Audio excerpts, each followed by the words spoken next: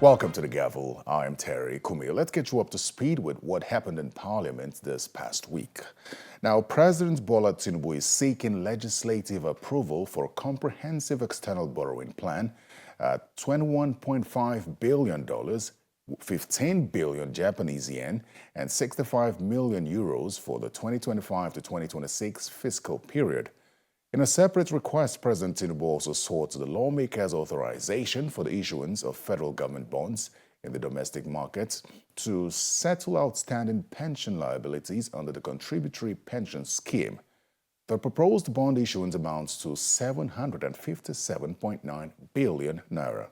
Now, both requests were obtained in a letter sent to both chambers of the National Assembly, and it was quite eventful on the first day of plenary for the House of Representatives. The House customarily celebrated the International Children's Day by allowing the students preside briefly over plenary. Afterwards, the House held a valedictory session in honor of 5 lawmakers who passed away in the last 2 years of this 10th Assembly. Here's a detailed look into parliamentary activities this past week. A request from President Bola Tinubu was received by the National Assembly on Tuesday. The President is seeking approval for an external borrowing plan of $21.5 billion as well as 65 million euros for the 2025 to 2026 financial year. It has become essential to pursue prudent external borrowing to close the financial shortfall. These funds will primarily be directed towards critical infrastructure projects, including sectors of power, railways, healthcare, amongst others. It will enable the federal government of Nigeria meet its obligations under the CPS and restore confidence in the pension industry. Positive welfare effect on the retirees, as this will enable them to meet their basic needs, such as payments for routine drugs, rent, school fees of their children, and other family needs. This will improve the health and avoid untimely death of the retirees. Honorable colleagues, Same requests submitted in the House of Representatives were read, including one seeking Parliament's authorization of 757.9 billion naira for the issuance of federal government bonds in the domestic debt market to settle outstanding pension liabilities, as well as $2 billion from the domestic market to support investment in critical sectors of the economy. this request to the NAS to approve the issuance of FGN bonds by the DMO to settle pension liabilities in the sum borrowing of 753,983,246,571 naira is pursuant to the provisions of Section 44, subsection 1 and 2 of the Fiscal Responsibility Act 2007. which requires the approval of the National Assembly for all new borrowings by the federal government of Nigeria. Further to the provisions of the FRA 2007, the House of Representatives may find below the purpose and cost-benefit analysis of the proposed borrowing. Purpose. Since the borrowing is for the settlement of federal government of Nigeria pension obligations to retirees, it is an essential investment in human capital development, which is allowed under the Fiscal Responsibility Act of 2007. The President further stated that recommendations for sectoral investments will be made by the Minister of Finance and Coordinating Minister of the Economy, subject to presidential approval and appropriation by the National Assembly. All 3 requests have been referred to the Committee on Local and Foreign Debts for consideration within 2 weeks. Meanwhile, the House of Representatives admitted students into the chamber from various schools within the Federal Capital Territory in commemoration of the International Children's Day on Tuesday, May 29.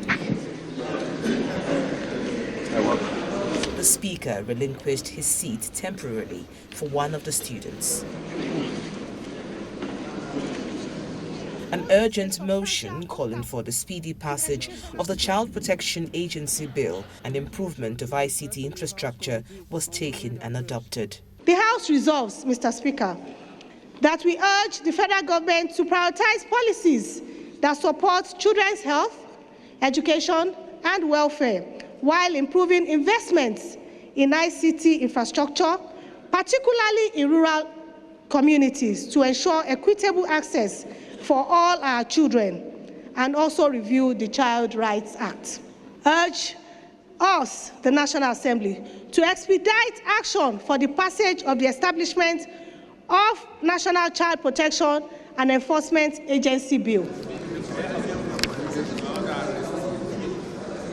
The Speaker resumed his seat, and the rest of plenary was dedicated to a valedictory session in honor of the deceased members of the 10th House of Representatives, with members of their families, including former Aviation Minister Hadi Sirika, in attendance. The 5 members of the House who died in the last 2 years include Representatives Adewumi Oriyomi Onanuga, Dambuga Abdul Karim, Isa Dongoyaro, Olaide Akinremi, and Ekene Adams. The valedictory session came days after a medical doctor was admitted to plenary to speak to members on the importance of taking their health seriously following the number of deaths of lawmakers from ill health. The greatest party in Africa. Congratulations. Wednesday's plenary began with yet another set of defections to the All Progressives Congress. Representatives Ngozi Okolie from Delta State decamped from the Labour Party, and Olarenwaju Akingaso decamped from the PDP. You don't have to go to minority first before shaking hands. Make it the hungry them. Congratulations. Honorable Al-Hassan Ado. Motions of urgent national importance were taken and adopted, one of which was on the humanitarian crisis in Kano State. I rise on a sad note and with a very heavy heart to move a motion of urgent public importance on the need for a quick intervention by the National Emergency Management Agency, NEMA, in Dogwa and Tudunwada federal constituencies of Kano State over the devastating windstorm that ravaged communities in the 2 local government areas. The House notes that on May 23, 2025, a devastating wind and rainstorm ravaged the once peaceful and economically viable communities of Tagwaye, Bahawa, Rapindadi, Asada, Ragada, Rirue, and Dadunkoa in Dogwa local government area, as well as Tudunwada Chikingari, Yeriasa, Unguar Monzo, Unguar Yero, Zainabi, Daria, Shere, Yelwan Gurugu, and Yelwan Bridgi, and several other communities and settlements in Tudunwada local government area, all located within my federal constituency, sir.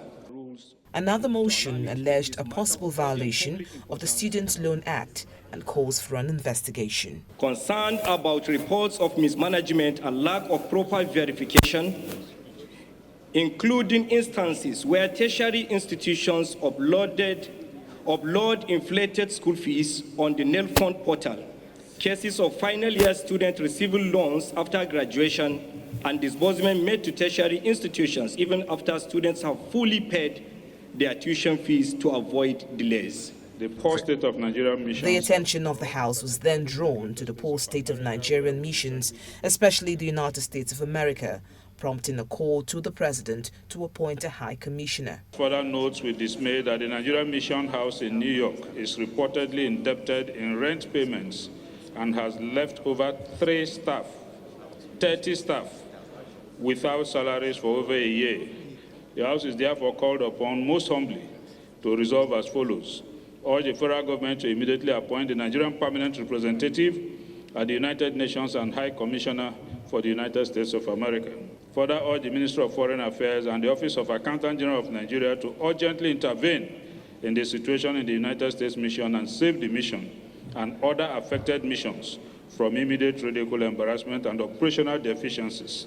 Laws of the Federation of Nigeria. Meanwhile, a bill to amend the Armed Forces Act to ensure that at least 15% of women representation in the enlistment, recruitment and appointment of service personnel scales second reading. For and on behalf of my constituents, to lead the debate on a bill for an act to amend the Armed Forces Act, Cap A20, Laws of the Federation of Nigeria 2004, to ensure that at least 15% of women representation in the enlistment, recruitment, and appointment of service personnel required by the armed forces to provide and maintain a gender-responsive compliance in enlisting, recruitment, training, provision of accommodation, operational engagements, provision of logistics, marital status, posting, and discipline of service personnel, and ensure that the establishment of a unit to monitor and maintain records of gender-responsive compliance program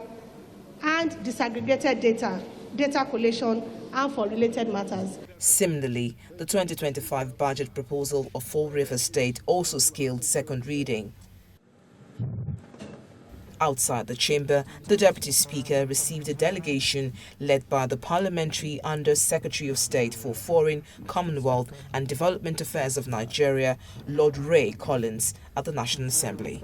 I'm committed. Right Honourable Benjamin Kalu reiterated the need for improved women representation in Parliament. Female representation in the National Assembly currently stands less than 5%. In fact, 4.05% of representatives of women are in the House and the Senate, with 19 women at 469 seats, 4 in the Senate and 15 in the House of Representatives. This positions Nigeria at 178 out of 182 countries in the IPU Global Standard. This is not good. As chairman of the House Committee on Constitutional Amendment, as a sponsor of the special seat bill, which aims to create an additional 74 federal legislative seats and 108 state assembly seats for women, I'm committed to ensuring our legislative framework is more inclusive. In our ongoing constitutional reform effort, particularly concerning inclusion and representation, the insights and experiences of the UK Parliament are highly valued. So we propose the establishment of a robust legislative exchange programs to benchmark policies, facilitate collaborations on committee work, promote youth inclusion, and strengthen public accountability mechanisms. Reacting to the United Kingdom's May 2025 immigration white paper, the Deputy Speaker said it has the potential to create new challenges for Nigerian nationals who have historically contributed to the UK's economy and society.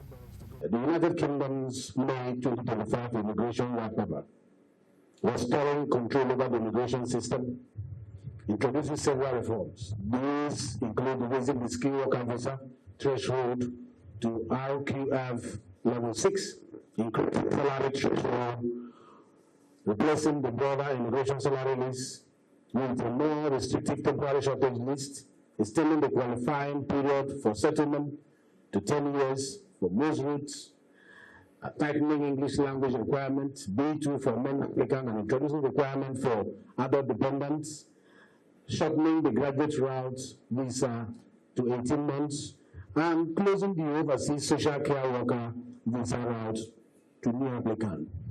This is to tell you that we understand we are monitoring what you are doing because of our relationship, and I'm sure you will confirm that this is what the white paper expressed. These measures have the potential to create new challenges for Nigerian nationals who have historically contributed to the UK economy and society. Welcome back. The controversial compulsory voting bill sponsored by the Speaker Abbas Tajuddin and Honorable Daniel Agu has been withdrawn. A statement from the Speaker's office on the withdrawal hinged the decision on the need to allow for further dialogue on how best to cultivate a culture of voluntary participation that honors both the country's democratic ideals and the rights of citizens. So on the breakdown today, the Policy and Legal Advocacy Center speaks on the bill and the reactions that trailed it.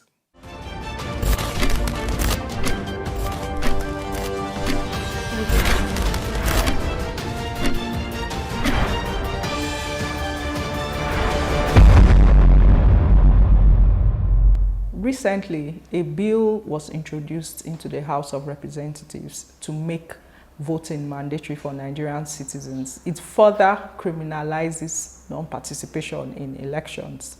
I think this is coming from the 2023 general elections and the decline in voter turnout as well as citizens' participation in election. Introducing this bill currently infringes on the constitutional rights of Nigerians to take part in voting, as the Constitution has shown that, or given that right to Nigerians. There are arguments in the House of Representatives that this happens in several other countries where voting has been made mandatory to sort of increase voter turnout and to make citizens participate more.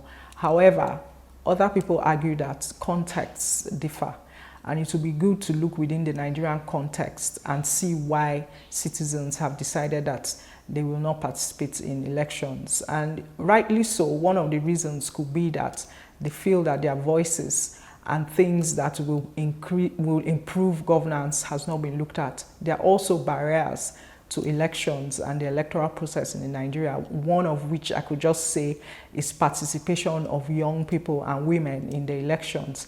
I think in the electoral process and getting seats and being elected into office, I think if some of these things are looked at within the context of Nigeria and addressed, it will increase citizens' confidence in the process and allow them to come out and vote during elections.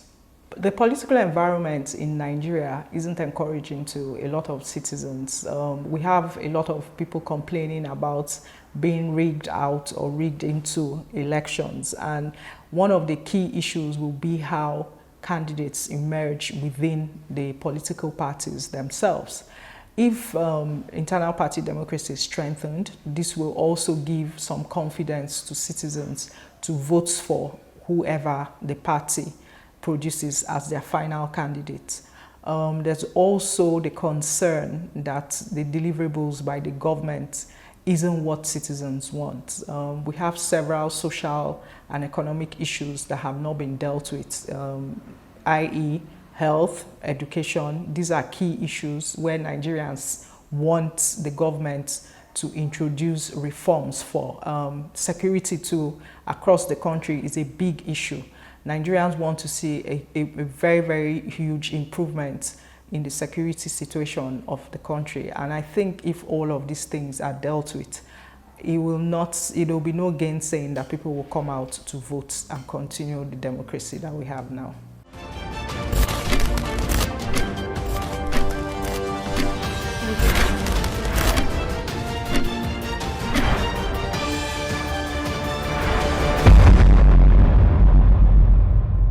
Now let's speak to a lawmaker on Constituency Focus, where we highlight if and how lawmakers are meeting the demands or needs of their constituents. Honorable Lanre Okonwola represents Surulere 2 Federal Constituency of Lagos State.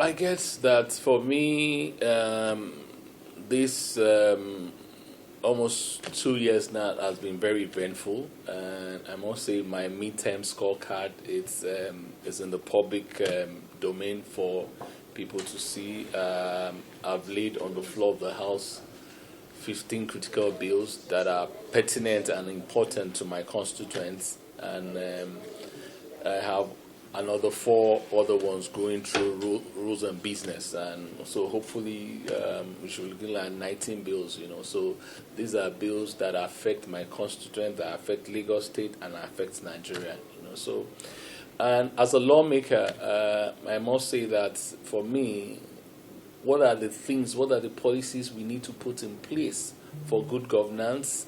What are the policies we need to put in place for economic gains that would help in making sure that Nigeria is a country where you can rely on that is self-sustenance? And what are the policies we can, as members, be looking at in terms of security, architecture of this nation? Because, that is one critical aspect of our life that is very pertinent now, where we are all yearning for peace. And I must say that the government of Bola Ahmed Tinubu, the president of Nigeria GCFR, has been so gracious to making sure that our country is safe again. We're beginning to feel the presence of making sure that things are done and are done accordingly. For me, as a lawmaker, the pressure is also there on us to see what we can facilitate to our constituents and all that. And I'm sure that in that area, we've positioned it in three perspectives: short, medium, long term. What are the short things we can do for our constituents in terms of empowerment, and see how the informal sectors work and all that. So we've been able to do a lot of empowerments for our youths and women to make sure that they also can contribute their own quota to the development of the country. And we've looked at other areas, road infrastructures. We have quite a lot of inner roads that we've actually asked the federal government that is gracious enough to help us in making sure that our road networks are adequately safe and secured in terms of providing solar lights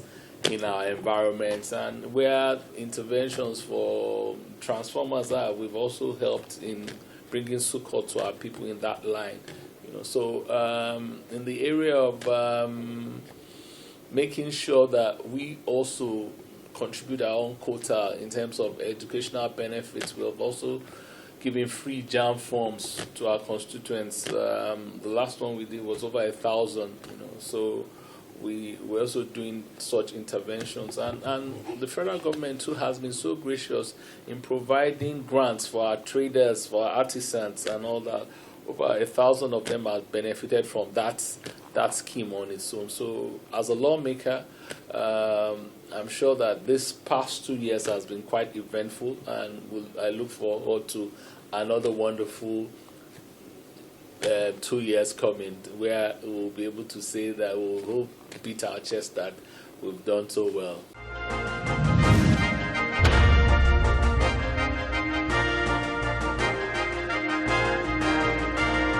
Now, just before saying goodbye, here's letting you know that both chambers have adjourned plenary till the 17th of June because of the Salah holiday coming up in the first week of June. Committees are, however, supposed to continue their assignments during the break. And that's all the time we have on the Gavel this week. Thanks for your time. I'm Terry Kumi. Goodbye.